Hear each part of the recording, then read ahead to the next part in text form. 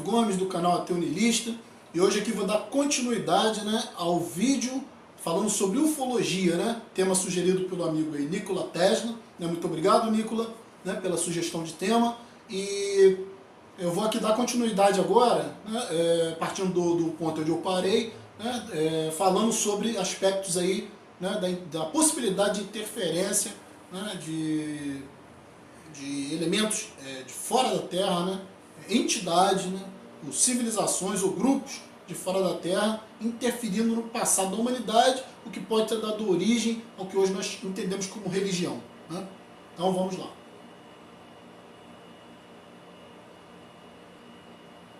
Os registros, né, por escrito dessas civilizações, né, falam, né, que entidades, né, sempre desciam dos céus, né, com logística, com tecnologia, com armamentos, né, eles dependiam sempre, é muito citado a cronologia, eles dependiam do tempo, né? Por exemplo, no caso da Bíblia é falado que Jeová avisou que iria descer no Monte Sinai ao terceiro dia, né? E que o povo se preparasse, que dentro de 3 dias ele ia descer, né? Olha só, isso não pode ser Deus, isso dentro de uma ideia de Deus, de uma ideia religiosa, de uma ideia de divindade, é simplesmente ridículo, não tem sentido, né? Aí o que você tem? Ou você interpreta esses textos como simbólicos, né, como mitologia, né, como uma forma de passar alguma ideia, né, como histórias inventadas, ou se você for querer olhar sobre o aspecto histórico, levando em consideração que isso pode ter sido um registro histórico, né, você vai ter que aceitar que isso não tem nada a ver com ideia religiosa, nada a ver com Deus. Isso tem a ver com alguns agentes orgânicos, né, que ocupam um lugar no espaço físico, espaço-tempo, né? Não são seres eternos, nem que estão fora do tempo, nem abstratos, nem espirituais, são seres físicos. Então é muito comum em todas essas civilizações, né? A hebraica, né? Que depois deu origem ao cristianismo posteriormente, a própria história de Cristo, né? Todos os eventos sempre vêm de cima, né? Cristo ascendeu aos céus, né? Cristo foi concebido por uma força que veio, né, de cima, né? Imaculada Concepção. Hoje nós sabemos que existem possibilidades infinitas dentro da tecnologia, né? A questão da inseminação artificial, né? Seres inseminando pessoas no passado de forma artificial, colocando sob estado de sono, como foi o caso de Maria, né? Levando-se em conta que, considerando que esses registros possam ser registros históricos, né, tem que se considerar que houve algum tipo de tecnologia envolvida, né, que era confundida com a questão divina. Né? A questão dos anjos, né, de Sodoma e Gomorra, que eram muito belos, muito bonitos, né, e que sempre possuíam armas. Né? Tem uma parte de Sodoma e Gomorra lá que fala que um anjo tinha um cajado, né, e esse cajado ele cegava as pessoas, né, com uma luz intensa. Então é muito comum na Bíblia, esses seres sempre vêm do alto, esses seres sempre se manifestam de uma hora para outra. Né? A questão da hipótese, né, de teletransporte, né, que hoje em dia isso já é teorizado, né, como até possível cientificamente, né, porque hoje já se teletransporta partículas subatômicas. Né? Hoje já se teletransporta elétrons. Né? Então você vê... O teletransporte hoje, do ponto de vista teórico, é uma realidade. E a própria viagem no tempo já foi demonstrada por Einstein. A teoria de Einstein provou. Né? Se você acha que filmes como De Volta para o Futuro, ou como, né, você acha que isso é por hipótese, não é hipótese. A viagem no tempo está confirmada. O tempo é totalmente relativo. Né? As naves nossas, né, as naves, os satélites nossos, que estão em órbita constante, pelo fato de eles estarem em uma velocidade muito maior do que nós aqui na Terra, né, se você não colocar um programa nesse satélite que ajuste a defasagem em termos de horário, né, os relógios desses satélites que estão em órbita, eles começam a ter uma diferença depois de um tempo em relação aos relógios que estão na Terra, ou seja, os relógios ficam atrasados, porque o tempo passa mais devagar nesses satélites que estão viajando a uma velocidade muito rápida. Né? Então, pela teoria de Einstein, né, teoria da relatividade, quanto mais você acelera a velocidade, mais você reduz o tempo.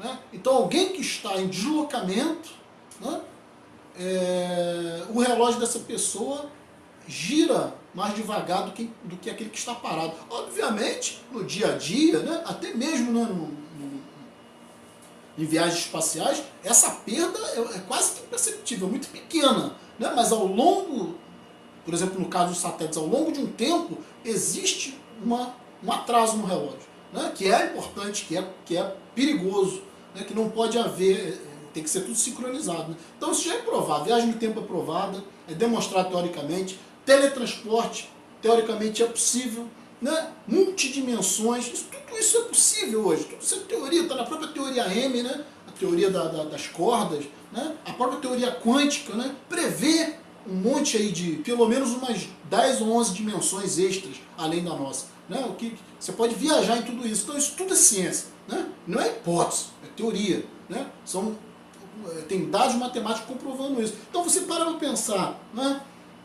Se o tempo realmente é relativo, né? E se o tempo não é linear, que isso também já foi demonstrado, né? Não existe essa diferenciação entre passado, presente e futuro, né? Isso só existe em relação ao observador, né? Isso é relativo. Ou seja, se você acelerar o tempo, se você acelerar a velocidade próxima da velocidade da luz, você vai atrasar muito o seu relógio, né? E você vai experimentar o tempo, né, de forma diferente de uma pessoa que está numa velocidade normal, ou que está parada, né, ou que está no planeta Terra, por exemplo, né, numa velocidade constante normal, né, sem essa grande aceleração. Então o que acontece?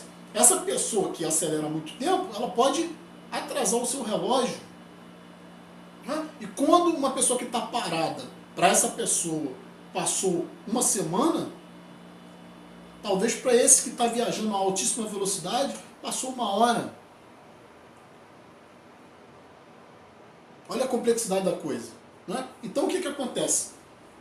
Suponhamos que existam civilizações que estão muito avançadas no futuro, e se o futuro, se um provável futuro já existe, porque Einstein demonstrou que o tempo não é linear, ou seja, nós estamos aqui percebendo esse tempo, esse momento como presente. Né? Para nós, o ontem já passou, né? E o amanhã ainda não chegou. Né? Mas para Einstein, para a teoria da relatividade, o ontem, o agora e o amanhã são a mesma coisa. Não são lineares, é um único momento, né? Que a consciência experimenta, né? Como passado, presente ou futuro. Né? Por isso que o tempo é relativo. Né? Então, se você conseguir de alguma forma, né, acelerar a sua velocidade, né, a ponto de retardar o seu relógio, né, você vai poder viajar no tempo. Né? Você vai poder dar saltos no tempo. Né? Enquanto, como eu usei como exemplo, né, enquanto para uma pessoa na Terra, né, vai ter passado, sei lá, um ano, né, passou um ano, para alguém numa nave no espaço viajando a altíssimas velocidades, muito próximas da velocidade da luz, pode ter passado só um mês. Né? E o cara fica um mês numa nave viajando a velocidade da luz, quando ele desacelera, aqui na Terra passou um ano, ou seja, ele deu um salto. Então, se existe essa possibilidade de ir para trás ou para frente no tempo, né, quem garante que seres do futuro não estejam voltando? Né? Nós mesmos, né, porque a pessoa, né, a questão da ufologia, se tende a achar que o ET, o extraterrestre, né, é algum ser, né, cheio de tentáculos, né, ou algum ser que é uma gosma, né, ou algum ser... Pode até ser, porque o espaço, até que se prova o contrário, o espaço é infinito. Né? Existem múltiplas possibilidades no espaço, muitas possibilidades. Se aqui na Terra nós, humanos, mamíferos, evoluímos, né, para uma forma racional de vida, talvez em outros planetas, né, seres parecidos com elefantes, ou com cangurus, ou com crustáceos, talvez existam em outros planetas seres que se desenvolveram de forma inteligente e racional dentro da água. Né? E talvez existam seres que tenham se desenvolvido até dentro de planetas que seriam inabitáveis para nós. Né? Porque aqui na Terra mesmo, né, há pouco tempo se descobriu em fontes termais, onde as temperaturas derretem rocha, né? Temperatura de vulcão, vulcanismo, né? E se descobriu bactérias vivendo nessas temperaturas.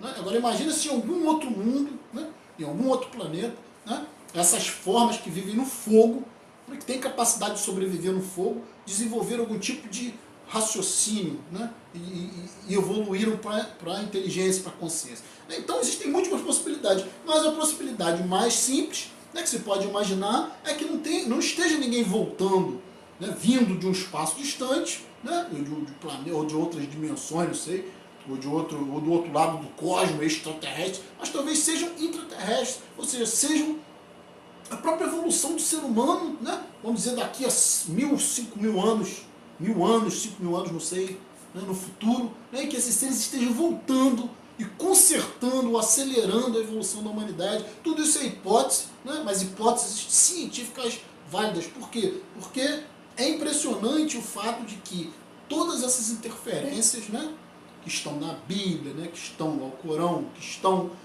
no Bhagavad Gita, né, nas lendas dos hindus. Ora, as lendas hindus, se você for olhar aquilo sobre a ótica tecnológica, são seres poderosos. Tem uma passagem no Bhagavad Gita que fala que Krishna, né, que é a suprema personalidade de Deus dentro do hinduísmo, né, que quando Krishna era criança na Terra, no passado remoto da humanidade, né, ele era um Deus, né, que sob a ótica tecnológica, ufológica, pode ser considerado como uma entidade, né, muito avançada, que talvez nem morra mais, como nós morremos, né, talvez viva milhares de anos, não sei, né, que tenha dado origem a toda essa mitologia de deuses, né, mas enfim, tem uma parte do Bhagavad Gita que fala que a mãe de Krishna olhou dentro da boca de Krishna, né, porque Krishna tinha comido alguma coisa lá, não sei, ela olhou dentro da boca e viu o universo inteiro dentro da boca de Krishna. Então, para pensar na complexidade disso, né, se você, o que quer dizer isso, né? Referências sobre espaço, né, sobre espaço dentro da boca de um outro ser, né? Isso é um troço que pode ser levado para o campo da religião, mas também pode ser levado a outros campos, né? Campos de que talvez sejam seres que estejam em níveis tão avançados tecnologicamente, né, que tenham trazido essas lendas para o planeta para controlar a população aqui do planeta. Né? Existem lendas dos sumérios, por exemplo, que falam que os sumérios... Isso é história suméria. Isso está na escrita cuneiforme dos sumérios. Quando isso foi traduzido, foi impressionante, né? Porque os sumérios falavam que existiam grupos de seres que desceram do céu, né? Vieram aqui na Terra atrás de garimpar ouro, de pegar ouro, de extrair ouro, né? do planeta, né? Porque parece que o ouro, né? Hoje já se sabe que o ouro, né, é um dos melhores condutores de eletricidade que existe. Né? E o ouro é sempre muito valorizado dentro da religião, né? Dentro do próprio religião judaico-cristã.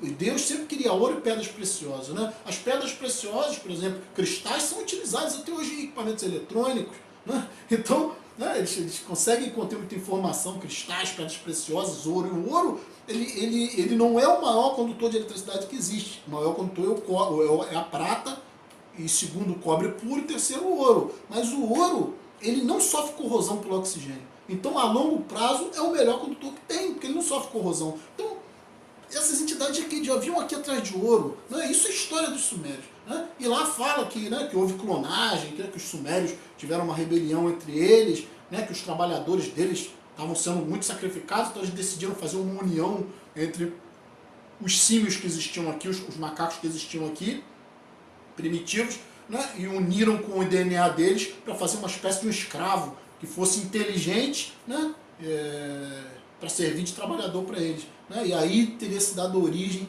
ao ser humano, inclusive a explicação por que o ser humano é tão subserviente, por que o ser humano gosta tanto de hierarquia, né? Por que o ser humano tem nos seus genes a servidão, né? A tendência para a escravidão, né? Para um escravizar o outro, né? E todo mundo ser escravo de algum tipo de Deus. Parece que isso está impregnado na psicologia humana. Aí você vê, olhando por esse aspecto, a ufologia é muito interessante, pensar sobre a interferência dos antigos astronautas, dos antigos viajantes, e como eu falei, pode ser até o próprio, se o futuro, né, se o tempo não é linear, né, e o passado, o presente e o futuro existem simplesmente em função de uma relatividade humana, né, de uma percepção a partir de um ponto, né, ou seja, se você está nesse ponto aqui, para você, nós hoje estamos nesse ponto aqui, isso é presente para nós, né, mas um ano atrás, né, quem está lá um ano atrás, nós mesmos um ano atrás, lá um ano atrás é presente para quem está um ano atrás. Né? E a física diz o quê? A teoria de Einstein diz o quê? Que 1 ano atrás está acontecendo nesse exato momento. Não tem diferença. Né? A única diferença, ponto de vista matemático, né? A única diferença é que eu não estou mais percebendo, tendo acesso a 1 ano atrás, né? Por causa da própria expansão do espaço-tempo, eu tenho essa sensação de estar sempre indo para frente. Né? Mas como é uma expansão, aquela quantidade de energia que estava lá atrás, aqueles registros, aquela história que está lá atrás, ela não se apagou, né? Ela está registrada. Né? Ela simplesmente, né, por causa da expansão, né, a consciência tem uma ideia de que está indo sempre para frente. Né? Que ninguém sabe explicar por que você não, a princípio, não tem acesso empírico ao futuro, né? Perdão, acesso de memória ao futuro, mas você tem acesso de memória ao passado. Né? Então existem conjecturas que talvez o passado ainda esteja sendo construído. Entretanto, a teoria de Einstein não diz isso. Né? A teoria de Einstein diz que não há diferença. Né? O tempo não é linear. Então, tudo isso leva muito para as conjecturas. Eu acho que essa visão ufológica, essa visão mais tecnológica, né, mais científica, né, dá muito mais crédito, né, aos textos, né, e aí passam a ser encarados, né, até sob certos aspectos literalmente, né, mas com a visão tecnológica, não com a visão religiosa, com a visão científica, das possibilidades de a gente estar sofrendo, de nós estarmos sofrendo interferência ao longo de anos e eras, séculos e milênios desses seres, né, porque não se explica, por exemplo, as pirâmides, não se explica a construção das pirâmides, elas são simétricas. Né? Elas têm inclusive uma proporcionalidade com o cinturão de Órion, né? Em termos de escala, de proporção, né? Chamada aqui no Brasil de Três Marias, né? Os três reis, as 3 estrelas da constelação de Órion, né? Elas são, o alinhamento delas é proporcional às 3 pirâmides do Egito. Né? E essas pirâmides têm uma linha, né? Um meridiano que corta o planeta exatamente ao meio, né? E as pirâmides estão alinhadas exatamente com esse meridiano. Existem números ali, né? Números como exemplo o Pi. O Pi só foi conhecido muito tempo depois, né, na história da humanidade. E você estudando, né, os matemáticos estudando, né, a construção das pirâmides, já está ali o número Pi. Né? E não se entende, por exemplo, como se deslocavam aquelas pedras. Né? As pedras das pirâmides tinham coisa de 2, 3 toneladas. Né? E aquelas pedras elas foram assentadas sem cimento. Né? E elas não eram pedras dali da localidade, foram trazidas de quilômetros. Né? E para que tanto esforço, tanto sacrifício, trazer todas essas pedras de toneladas, né? E depois alinhar isso? Né? E como? Se eles eram praticamente índios, não estamos falando aqui em uma coisa que é atemporal, que a gente não tem nem ideia da idade dessas estruturas, né? A esfinge, né? Não se tem ideia, eles eram praticamente índios primitivos, como é que eles tinham acesso a tanta tecnologia arquitetônica? Né? Como cortavam aquelas pedras, como empilhavam. Hoje seria complicado tal engenharia. Né? E existem, ali no Vale dos Reis, se eu não me engano, né, próximo das pirâmides, existem estruturas de pedra que têm um peso em granito de 100 toneladas. Sabe o que é 100 toneladas? Estruturas erguidas com 100, algumas com 200 toneladas. Um carro tem cerca de 1 tonelada. Ou seja, para você atingir esse peso, necessários 100 carros empilhados. Em alguns casos, 200 carros empilhados para se conseguir 200 toneladas ou 100 toneladas. E tem blocos de granito cortados com precisão, né, que até hoje não se explica como eles construíam, como eles levantavam, que hoje você precisaria de guindastes gigantescos e vários guindastes para conseguir mexer essas pedras. E eles parecem que faziam isso com uma certa facilidade. Né? Por que construir com tanta dificuldade? Né? Construir estruturas, e tudo feito em pedra, em granito, que são pedras duríssimas. Cortes com precisão de máquina. Isso há 6, 7, 10 mil anos atrás. Né? Então, né, existe também, não só ali no Egito, mas em outras culturas, existe no México, né, existe, né, as construções de muros, se eu não me engano, no México, também na Ilha da Páscoa, né, muros com pedras cortadas, e encaixadas como se fosse um grande quebra-cabeça, sem cimento algum, tamanha precisão do corte. Pedras encaixadas, muros sem cimento. Como é que se cortou essas pedras? Você não consegue passar uma gilete entre as pedras. Né? Tamanho encaixe preciso. Então, esses assuntos são muito interessantes, né? E isso te dá uma outra visão a respeito do fenômeno religioso, né? A respeito dos livros religiosos, né? De todas as culturas, de todas as épocas, né? Principalmente no passado remoto. Né? A Bíblia tem um conteúdo muito importante, né? Conteúdos dizendo que as divindades vinham dos céus, abriam as nuvens, vinham causando grande estrondo, havia toda uma técnica de segurança para que se não se aproximasse desses deuses, né, quando esses deuses desciam, havia vários princípios na Bíblia, tem vários princípios sobre a segurança das pessoas para não chegarem muito perto, né, tamanho barulho, tamanho o calor, né, tamanho a destruição que se causava, né, talvez até radiação, né.